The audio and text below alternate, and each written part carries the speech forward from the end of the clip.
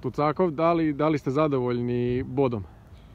Pa iskreno ne, pošto na takvoj smo poziciji da nam je trebala sva 3 boda, ali naravno, jesenji šampion nije naivna ekipa koja je došla ovde da izgubi sve bodove, tako da maksimalna utakmica i sa naše i sa njihove strane. Tako da nije krunisana pobedama, ali zadovoljni smo igrom koliko toliko.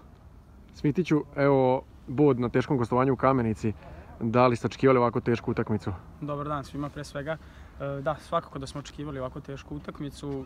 Težak je bio teren za igru. U vazduhu je lopta bila uglavnom sve vreme. Bukvalno bilo dosta prekida. Sudije su morale da seckaju igru, sad opravdano ili neopravdano, to je na drugima da sude.